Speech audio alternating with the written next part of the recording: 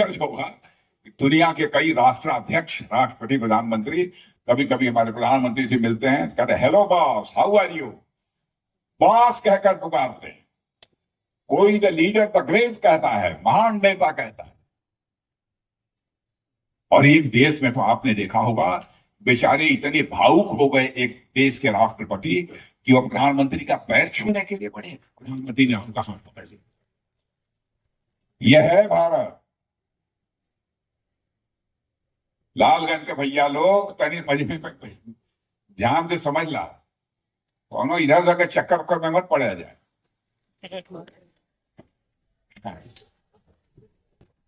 नहीं नहीं नहीं, यहाँ एक से एक चतुर लोग होंगे, एक से एक चतुर लोग होंगे। ऐसा ऐसा भाषा बोली है तू समझ बाबा, क्या रामायण का प्रचलन बढ़िया कर रहे हैं। हमको गुमराह नहीं होना है। बहनों भाइयों, छोटी बात नहीं है। चंद्रमा पर आप पहुंच गए, चंद्रमा पर आप पहुंच गए हो, आपके वैज्ञानिकों ने पहुंचा दिया। दुनिया का कोई देश चंद्रमा के दक्षिणी ध्रुव पर नहीं पहुंच पाया है।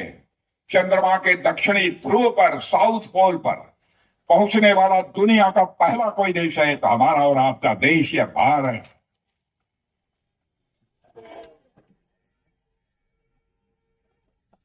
और यह भी बता दें, हमारे वैज्ञानिक अपने सूर्ययान के माध्यम से सूर्य की ओर प्रस्थान, सूर्य के ओर में प्रस्थान कर चुके हैं। कितनी प्रचंड गर्मी, कई लाख कई करोड़ डिग्री सेंटीग्रेड।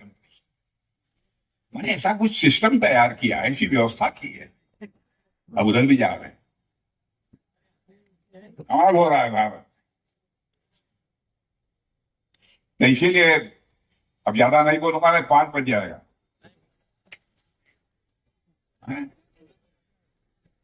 कहाँ गठबंधन, यहां।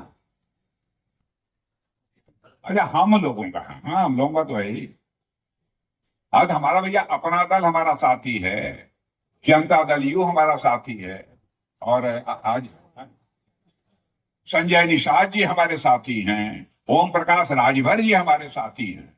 आई तो देखिए, हमारे नाम दारा सिंह है कि अब शरीर से दारा सिंह नहीं।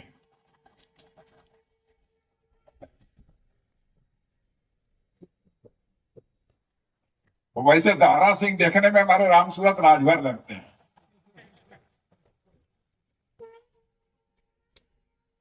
और हाल चाल सब ठीक ठाक है ना?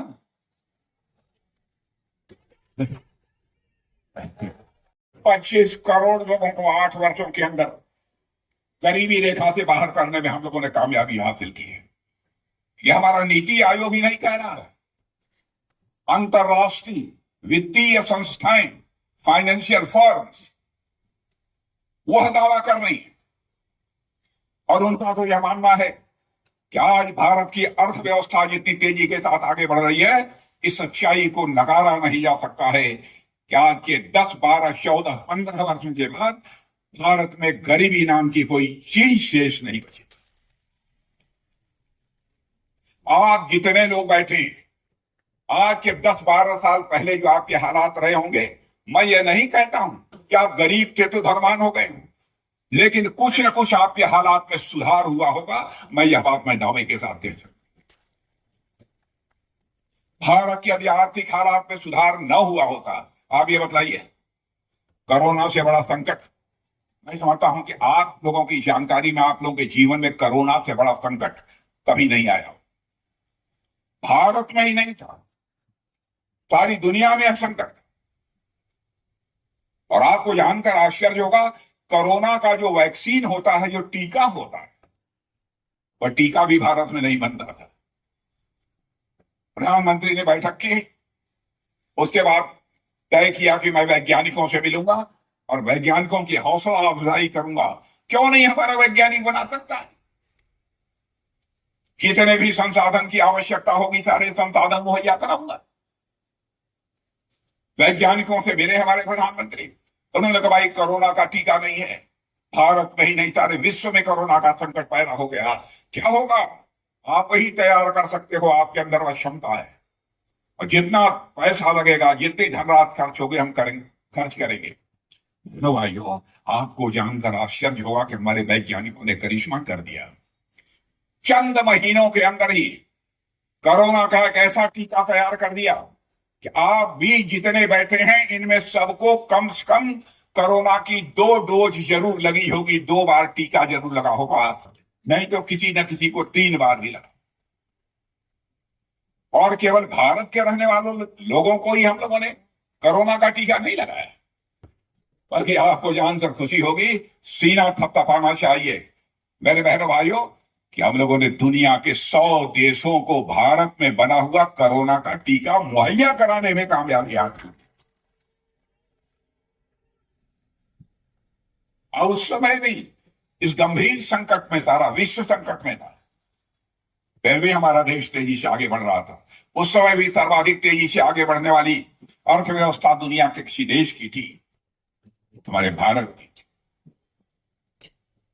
हैसियत देखो भारत की। आपको तो मालूम है, रूस और यूक्रेन की लड़ाई 2 साल से चल रही है, मालूम है कि नहीं लोगों को? दोनों तरफ से बम, तो गोले, मिसाइल्स चल रही हैं। जब यह लड़ाई शुरू हुई थी उस समय हमारे देश के बहुत सारे बच्चे यूक्रेन में कोई इंजीनियरिंग की पढ़ाई कर रहा था, कोई मेडिकल की पढ़ाई कर रहा था, कोई मैनेजमेंट की पढ़ाई कर रहा था। तो उन बच्चों के जो यूक्रेन में पढ़ते थे, उनके माता पिता जो भारत में रहते थे, वो बहुत परेशान हो गए। क्या होगा? यूक्रेन में रहने वाले हमारे बच्चों पर यदि रूस ने कोई मिसाइल फेंक दी, कोई बम फेंक दिया, तोप फेंक दिया, क्या होगा उनका? तो यहां उन बच्चों के माता पिता, उनका प्रतिनिधिमंडल प्रधानमंत्री से मिला और कहा, मोदी जी चाहे जैसे भी हो, हमारे बच्चों को यूक्रेन से आप बाहर निकालिए। वो पढ़े ना पढ़े हमको चिंता नहीं है, लेकिन उनकी जिंदगी बचनी चाहिए, आप उनको बाहर निकालिए।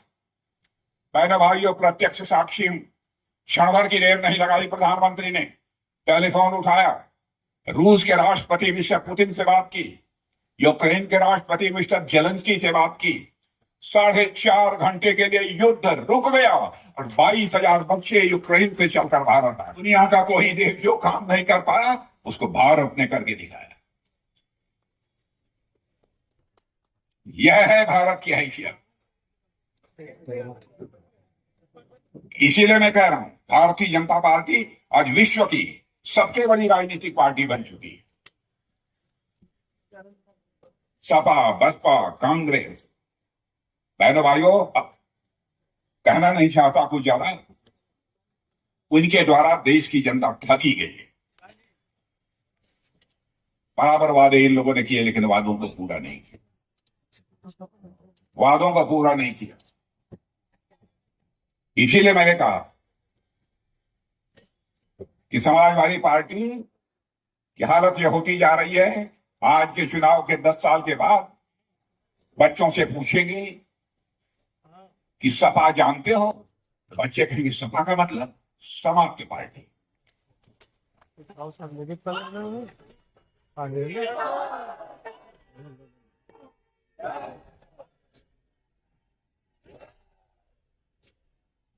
कांग्रेस पार्टी की भी हालत यही हो गई।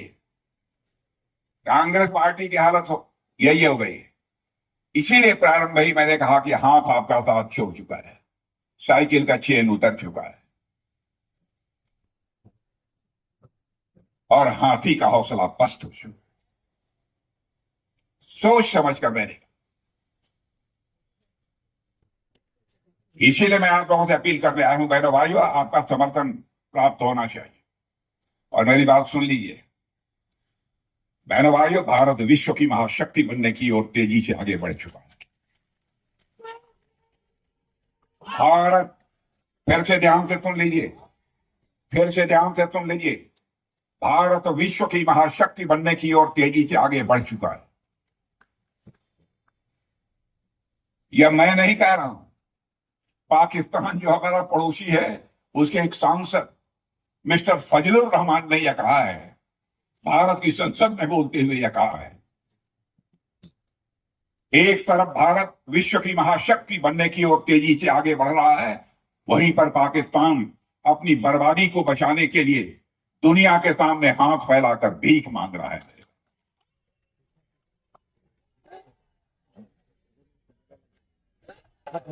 और हम यह भी बताएं, यदि हम विश्व की महाशक्ति बनना चाहते हैं, विश्व की हम महाशक्ति बनना चाहते हैं, तो दुनिया के किसी देश पर कब्जा करने के लिए नहीं, दुनिया के किसी देश पर आक्रमण करने के लिए नहीं,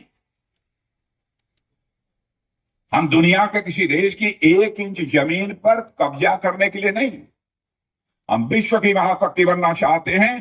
पूरे विश्व के कल्याण के लिए हम विश्व की महाशक्ति बनना चाहते हैं।